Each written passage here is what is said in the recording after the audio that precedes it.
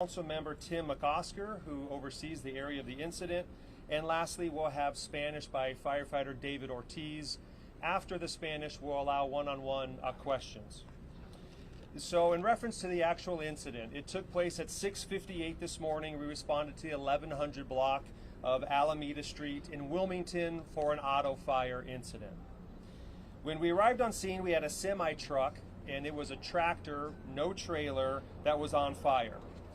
However, the unique aspect of this is that the truck was not powered by the usual fuel like diesel or gasoline. It was a clean air vehicle. It was powered by compressed natural gas, or CNG.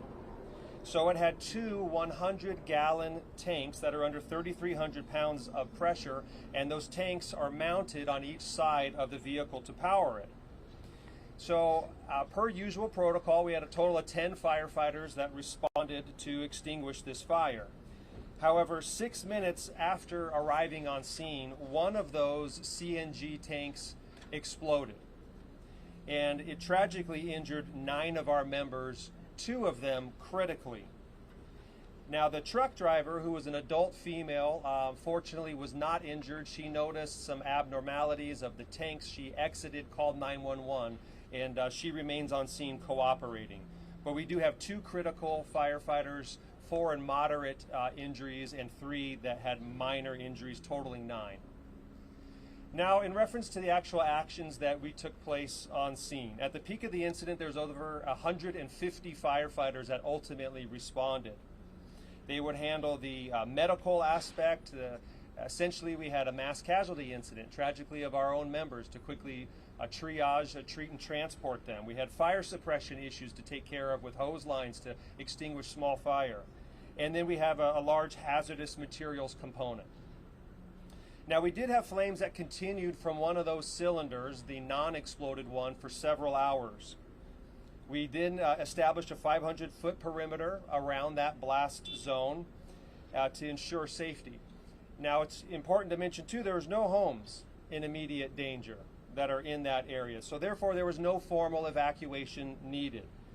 And we're proud to say that there's no civilians that were injured.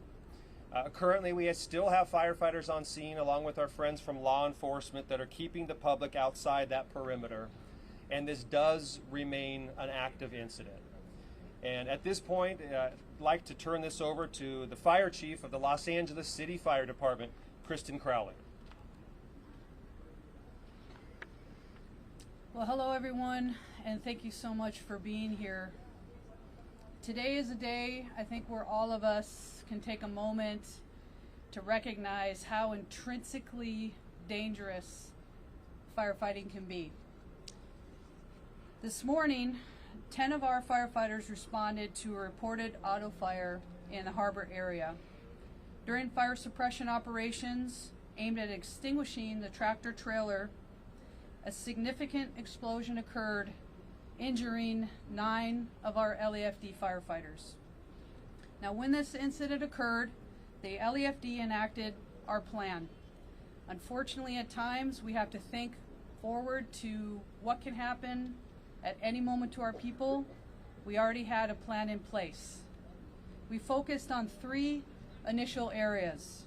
1, to stabilize the incident and to ensure public safety. Additional firefighters rushed to the scene with our highest level of command to ensure that the fire was extinguished and no continuing threat existed in the area and to the public. I am also happy to say that this has occurred, our plan is enacted, and there's no continuing threat to the public during this time.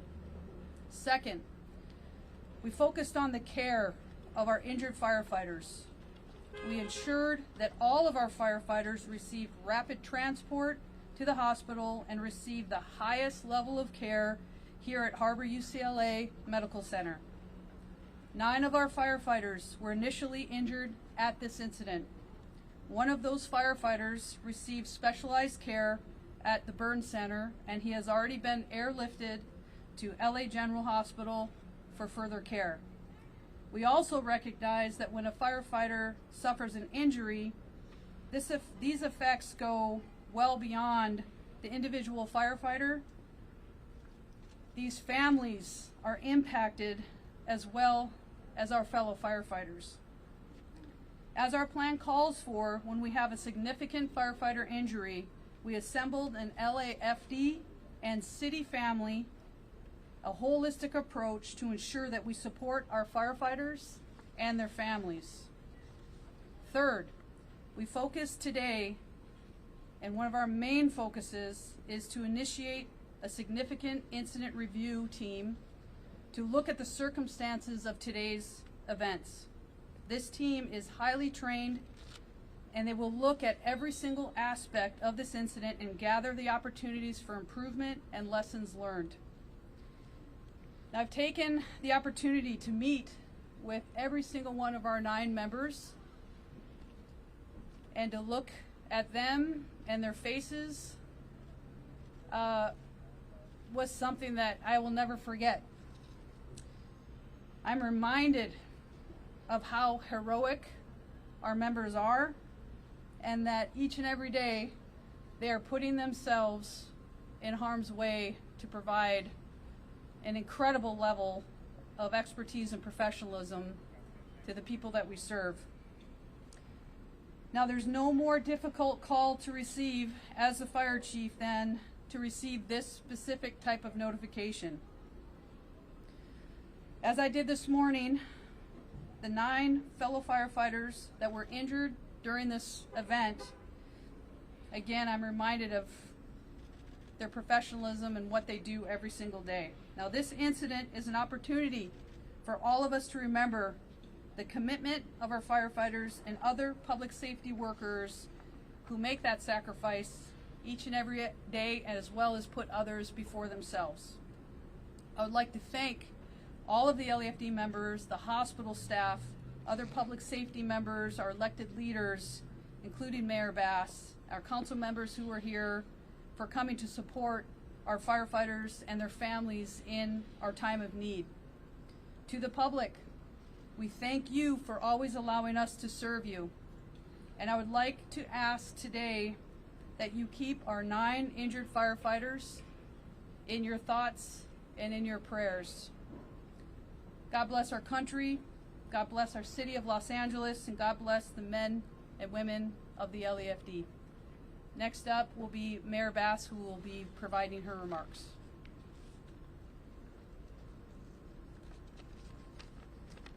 Thank you, Chief Crowley. This is a difficult day in Los Angeles.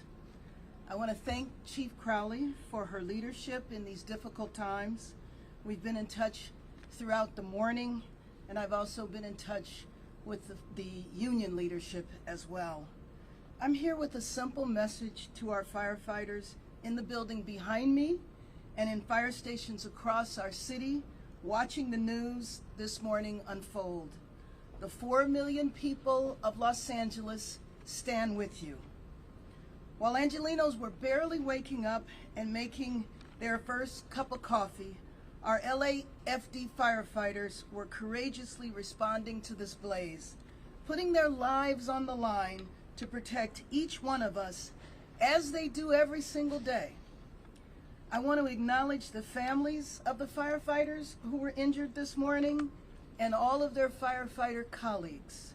Our thoughts are with you as we all hope for a rapid recovery for all involved, and I will say that Angelinos are offering their thoughts and prayers as well for you who are injured, your families, and all of LAFD today.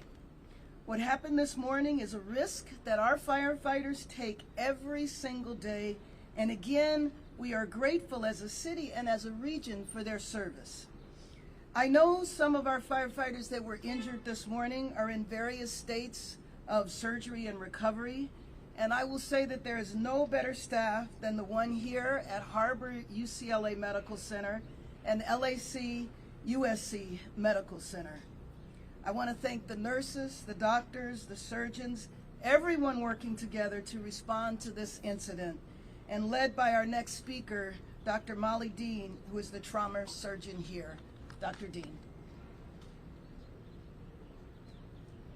Thank you, Mayor Bass. At approximately 7:21 this morning, our facility was notified of this mass casualty incident that had occurred over in the harbor. We were notified that we'd be receiving multiple patients. Shortly thereafter, the 2 critically injured arrived.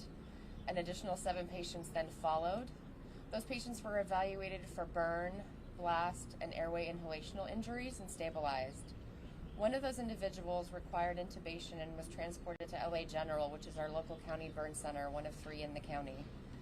After the patients were able to be stabilized, I was actually able to visualize some of the footage to see the blast injury that had occurred to these patients. And frankly, it's remarkable that none of them were more severely injured after watching the footage. Most people should actually do fairly well. They've been stabilized, and I don't have additional information on their injuries. We were also fortunate that this occurred close by. Patients arrived very quickly. Multiple staff members were at the ready to assume care of these patients and get them triaged as quickly as possible. Thank you.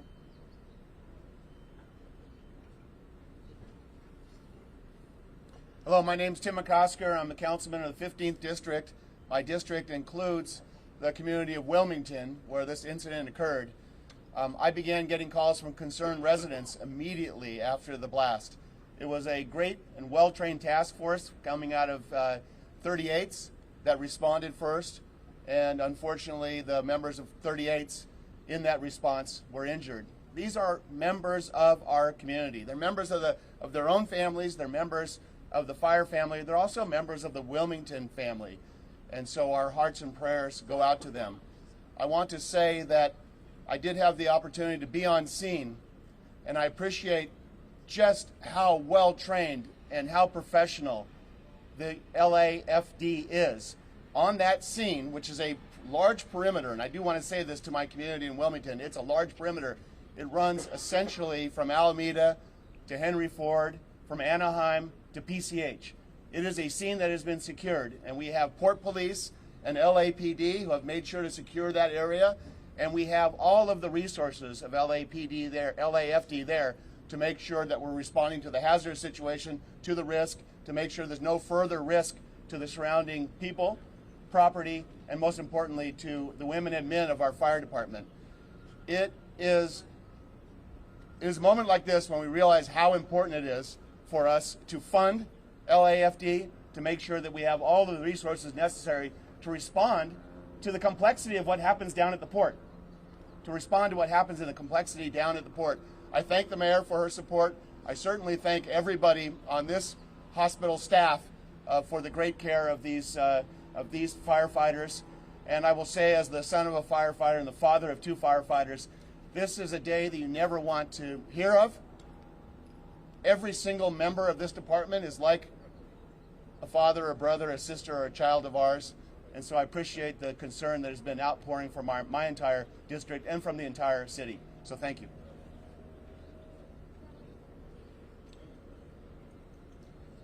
Aproximadamente las 6:58 de esta mañana, el Departamento de Bomberos acudió a una llamada de 911 donde se reportó un incidente envolviendo un vehículo en llamas. Al llegar a la escena, los bomberos encontraron un vehículo de tractor, de semi, envuelto en llamas. Empezaron a coordinar un ataque a estas llamas y uno de los tanques que este tractor tenía explotó. Lo diferente de este incidente es que esos tipos de vehículos típicamente llevan como combustible diésel. Este vehículo llevaba gas comprimido natural. Al explotar, 9 bomberos fueron lesionados y fueron transportados inmediatamente a la sala de emergencia a mis espaldas. Queremos agradecer al personal de este hospital por su diligencia y su excelente tratamiento de nuestros miembros y queremos agradecer también el apoyo que hemos recibido de el personal electo como la alcalde y el concejal. Lo que quiero decirles es nuevos números en cuanto a los tipos de lesiones. Fueron 2 miembros del Departamento de Bomberos que recibieron lesiones críticas. Uno de ellos recibió quemaduras significativas, lo cual causó que un helicóptero lo llevara al hospital de Los Ángeles en el centro para recibir tratamiento de sus quemaduras. En este momento también tenemos 4 bomberos que recibieron lesiones moderadas y 3 bomberos que recibieron lesiones mínimas. Esperamos que sus familias están apoyándolos. La jefa de bomberos fue y estuvo con cada uno de nuestros miembros y fue traumático para ella lo que vio, porque es algo muy difícil ver cara a cara a una persona que ha sostenido lesiones trágicas como las que recibieron nuestros bomberos. Agradecemos al público que nos están apoyando ahorita con sus sentimientos de pésame y apoyo, y queremos decirles que ahorita continúa la investigación en cuanto a qué fue lo que ocurrió causando esta explosión. El incidente causó la cierre de la calle Alameda en la cuadra 1100, y en todo derredor la policía aseguró que nadie se pueda acercar. El segundo tanque de este tractor no explotó, pero continuó disipando el gas natural. Miembros del especialistas de sustancias peligrosas han estado tomando medidas del gas que está en el aire y su concentración es mínima, lo cual no lleva un peligro al público, y por esa razón no han habido evacuaciones del área. Continuamos con la investigación. Tenemos un equipo especializado que va a llevar a cabo una investigación profunda para ver qué fue lo que causó y qué es lo que podemos hacer mejor en el futuro. Muchas gracias. Thank you. Before we move to the one-on-one questions, we're going to invite Mayor Bass up. She's going to share some remarks from the County Supervisor, Janice Hahn. Thank you. Let me first acknowledge Councilwoman Heather Hutt is here, Assistant Chief Choi, Deputy Chief Tingarides, and this note from Supervisor Hahn. Quote, I want to express my solidarity with the Los Angeles Fire Department. My prayers are with each of the injured firefighters and their families, with the entire department, and I am grateful for the LA County doctors and nurses who are doing everything they can to save lives. I have represented Wilmington for decades now, and I know that the truck traffic in that area, a tragic like this one, is something the community has worried about for a long time. End of quote. That's from County Supervisor Janice Hahn. Thank you, ma'am. We're going to now open this up to questions, and we're going to begin with ABC 7.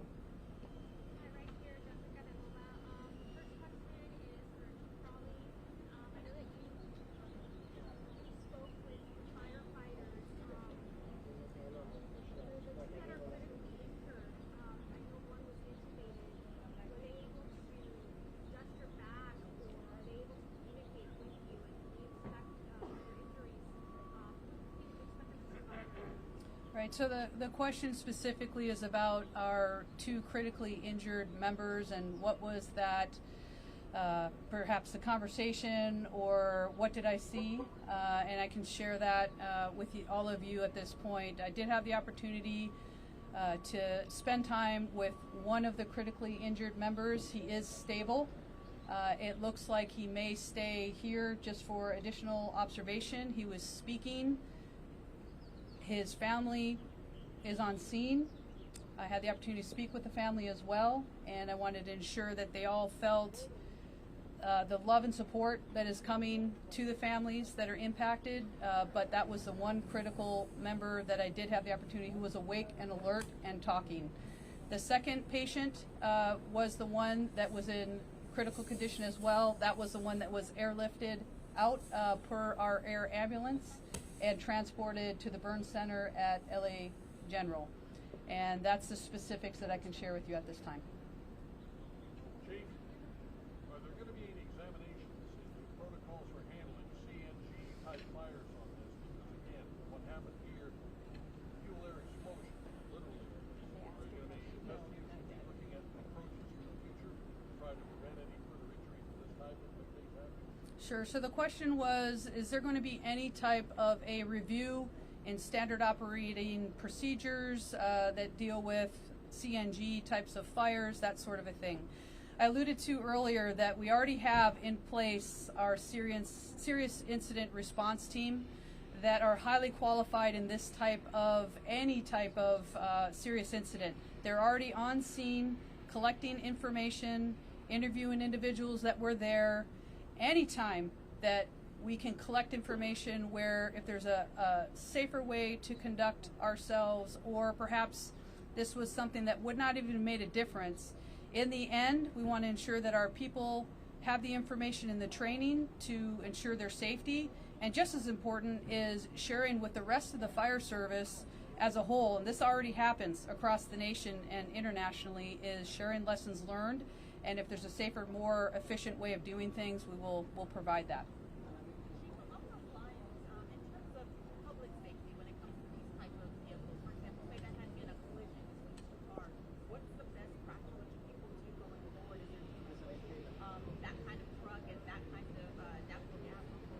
So the question specifically is, what can the public do if they're involved in this type of an accident where it's a CNG vehicle or hydrogen-powered vehicle, whatever it may be?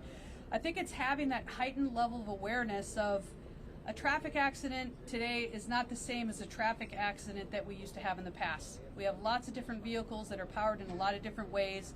The safest thing to do is to exit that vehicle if it makes sense, understanding what are the safety issues that might be at hand. And anytime there's any fire that's involved in those types of vehicles that are powered by CNG or hydrogen or some other type of gas, it's really important that the public understands that distance will provide safety. And just one more follow-up there. In terms of the driver's responsibility, for example, if firefighters got up to the driver and say, hey, this is what we got on board here, this is what we're dealing with, be aware. Yes, so the question is, what responsibility does a driver potentially have to notify our first responders of a specific type of vehicle and how that is powered? I would say if that is a possibility, these situations and incidents are very dynamic. Depending upon what the situation is, first and foremost, the driver should always provide for their safety. If there's the opportunity to communicate with our first responders to say this is a CNG vehicle, this is a hydrogen powered vehicle, that's helpful information, but always, always, always from the public side, the driver's side, make sure that they have their personal safety and well-being first. And if the opportunity is there, that is helpful information for our first responders. Chief Victor Cordero with Univision. Do we know if this vehicle was part of a bigger fleet, and if so, is there any risk of this happening? What would be the step to prevent something like this to happen in the vehicle? So the question is, are we aware if this vehicle was any type of a larger type of a fleet? I do not have that answer for you. I think that could be something that our subject matter experts might be able to talk to, maybe not at this moment, but that is a very important piece to understand where these vehicles are, where they're stored, and perhaps what other additional safety mechanisms should be in place that can provide safety to the drivers, to the public, to the community, as well as our first responders. Chief, I have a question for Dr. Newton, please. Doctor, thank you so much for your response today. You guys certainly worked under pressure, and I'm sure it was a chaotic scene when the firefighters came in.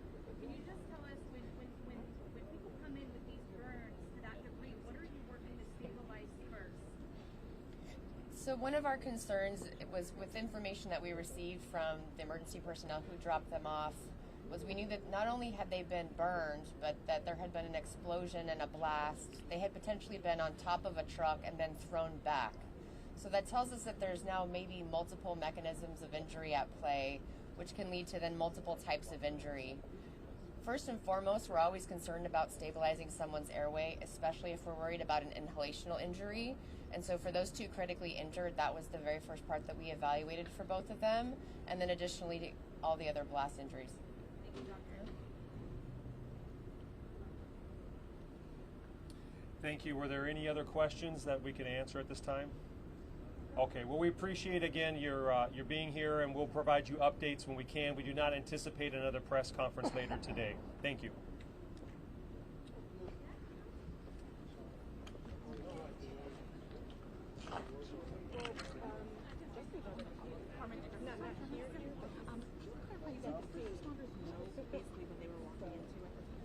No, this was a typical, let's just say how we were dispatched to an auto fire, and we know when we're trained that an auto fire, you never know what type of auto it's going to be, how it's fueled. So our members are trained to understand there's a lot of different dynamics. But just to clarify, they were dispatched to an auto fire, which is an automotive car that's on fire. Of course, when we got there, it was something a little bit different, and our people make their adjustments accordingly. And that's what happened. Did the driver ever tell them hey, this is a bunch of What's up, dude? Oh, yeah, sure. You're late, no? We'll take one, sir. Yeah, get a little over. Oh, hi.